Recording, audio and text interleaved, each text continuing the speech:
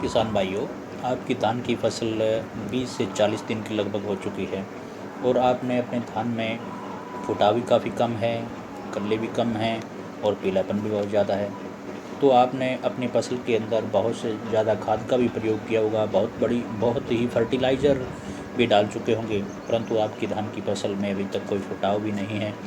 तो किसान भाइयों, इस वीडियो के माध्यम से मैं आपको ऐसी खादें बताऊंगा जो आप सही तरीके से अगर डाल देते हैं तो आपकी फसल में पर पौधे में एक पौधे में 50 से 60 कल्ले करीबन 10 से 12 दिन के अंदर ही निकल आएंगे और आपकी फसल पीलापन भी हट जाएगा और ग्रोथ भी पकड़ जाएगी। तो किसान भाइयों, आपको मैं इस वीडियो के माध्यम से संपूर्ण जानकारी दूंगा। जो जानकारी आप सही तरीके से उसको शुरू से लेकर के आखिर तक वो जानकारी लेकर के आप अगर इन खादों का प्रयोग करेंगे तो आपको अपनी फसल में फ़ायदे साबित हो सकता है। तो नमस्कार दोस्तों, आपका दोस्त डॉक्टर रोहतास, मैं अपने चैनल शिहाग एग्रोटेक पर अपने चैनल पर आप सभी भाइयों का स्वागत करता हूं और मैं अपने चैनल पर प्रत्येक फसल के बारे में समय समय पर जानकारियां देता रहता हूं। तो आपसे छोटी सी रिक्वेस्ट है कि आप इस चैनल को लाइक करें, सब्सक्राइब करें और आगे किसान भाइयों को शेयर भी करें ताकि सभी किसान भाइयों को मेरी दी गई जानकारी समय समय पर पहुंच सके।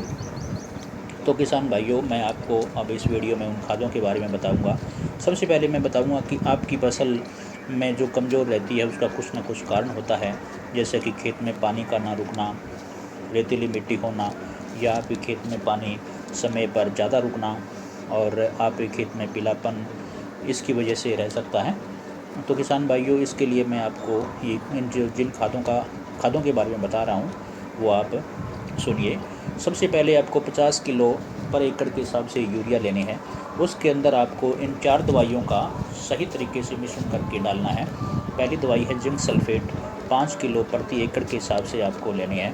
दूसरी दवाई है ह्यूमिक एसिड, जो सूखा पाउडर है वो लेना है किसान भाइयों, पर एकड़ के हिसाब से 1 किलो लेना है वो। और तीसरी है थाइमेडॉक्सिम लेनी है, जो 250 ml पर एकड़ के हिसाब से लेनी है।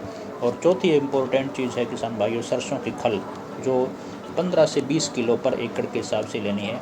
उसका ध्यान रखना है कि वो उसी किले में डालनी है जहाँ पानी कम रुकता हो। अगर पानी जहाँ अधिक रुकता है वहाँ सल्फ़र डालनी है। दोस्तों किसान भाइयों, ये जो खल है, सरसों की खल, वो जहाँ पानी अधिक रुकता है वहाँ नहीं डालनी है, उसकी जगह सल्फ़र लेनी है, जो फंगीसाइड वाली सल्फ़र होती है वो डालनी है।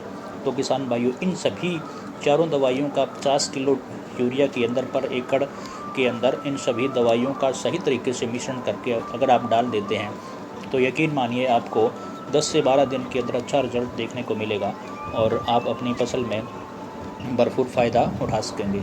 तो इसके बाद, ये डालने के बाद किसान भाइयों, अच्छी तरह से सिंचाई, अगर पानी धान में है तो अगर पानी नहीं ज़्यादा नहीं लगाना है, अगर पानी है नहीं उसमें तो हल्की फुल्की सिंचाई करनी है। अगर ज़्यादा सिंचाई करोगे तो उसके अंदर पानी गहराई तक चला जाएगा और उससे जो आप डोज डाल रहे हैं उसका अच्छी तरीके से फ़ायदा नहीं होगा।